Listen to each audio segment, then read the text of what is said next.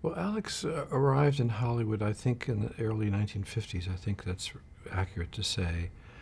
And of course, Streetcar Named Desire was his first film score that I heard, and immediately was very, very impressed. I was a young person just becoming very interested in film music. And he very quickly became a hero of mine, as well as I think all of the members of our generation who were beginning to study or try to apply our own hands to writing film music. He was a very special arrival in Hollywood at a time when the major composers had been European immigrants, and Alex was very much an American, rooted in his aesthetic and in his music. And so I was enormously impressed from the early 50s on.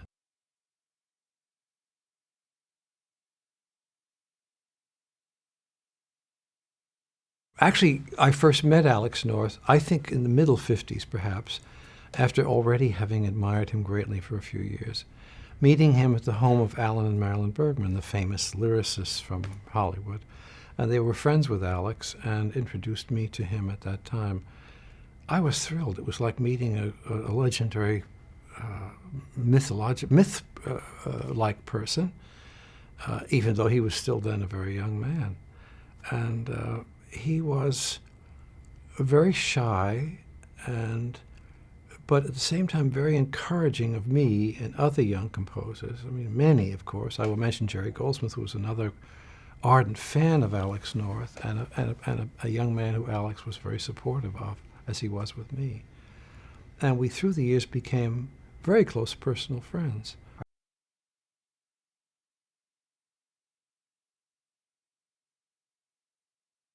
I think Alex was very different than those who preceded him in Hollywood quite a bit.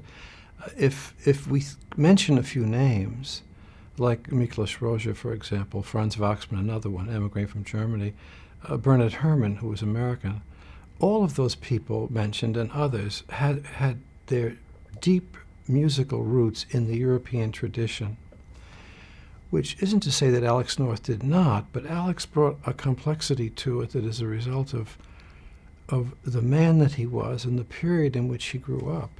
He grew up intellectually in the 1930s, and he was an ardent enthusiast of all things modern, including the promise of Bolshevism as it was in the early years in the 1930s. And he went to Russia to study and understood the language and greatly admired the Soviet composers, the principal ones that we will always mention, Shostakovich, Prokofiev, and the Czech Martino particularly. But there's a story that Alex used to tell that after having been in Moscow for a year plus working as a telegraph operator bilingually, he heard a recording of the Duke Ellington music, and he said he got homesick and wanted to go home.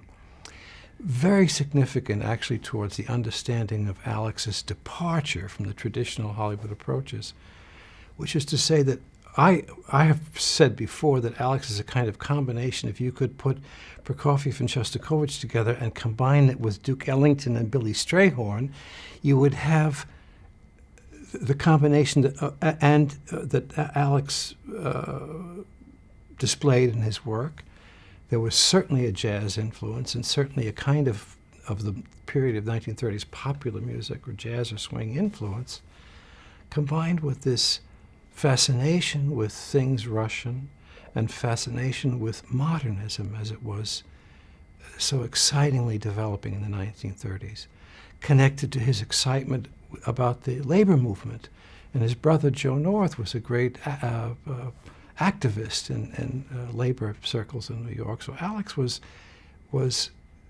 mature in this period of the excitement of modernity, which meant musically tone clusters in the tradition of Henry Cowell or other Americans of the time that were sort of groundbreaking and more avant-garde, if you like, than the European traditionalists of Steiner and Korngold's period. So Alex was a fresh air, a fresh wind coming to Hollywood at a very exciting time.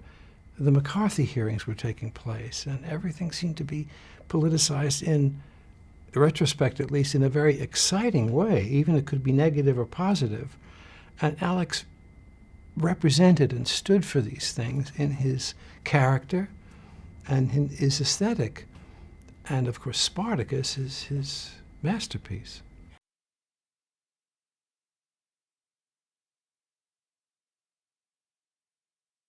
There are many things about Spartacus that would, at least for me, make it possible to describe it as his masterpiece. It's certainly the pinnacle of Alex's work in the theater and film, whatever he did in his life.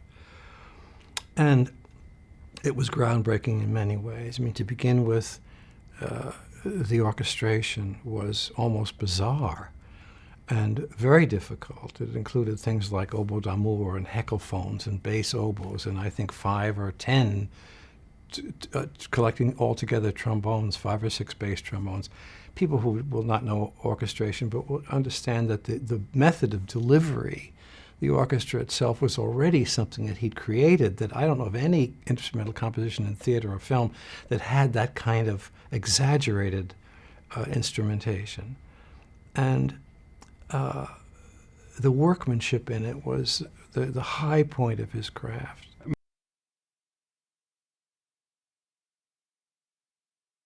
Spartacus was Alex's kind of hero. And if we think of the principal march theme in Spartacus, it's a hero's theme, but it's not a military hero, and it's not a political hero. It's a hero of the earth. It's a hero of the plow, of the shovel. Spartacus led a slave insurrection, and Alex's whole thinking about life and his sympathies were aroused by what Spartacus represented. And it brought all of Alex's background in music and his various other interests, and I think I can say literature, but certainly politics, all of it aroused it and brought to the surface brilliantly with the perfect collaborator, in retrospect at least, Kubrick, with interesting creations of his coloristically, and again, to go back to the orchestration, in an attempt to create a sense of antiquity at the same time. The modernity that we talked about, the tone clusters, the modality of the music that created the sense of, at least in the 1930s sense of it, a sense of modernism, but done with colors that would suggest ancient instruments, plucked instruments of antiquity, and harps and lyres of the time, and percussion instruments of the time that would have given a weight and a militancy and perhaps even a crudity to some of the sequences. And then you have the forest meeting, which is this delightful allegretto. It's almost a kind of scherzo, which is very theatrical. The love theme really is Alex's idea of what a love theme might have been in the 1960s that was almost in the idiom of a popular song.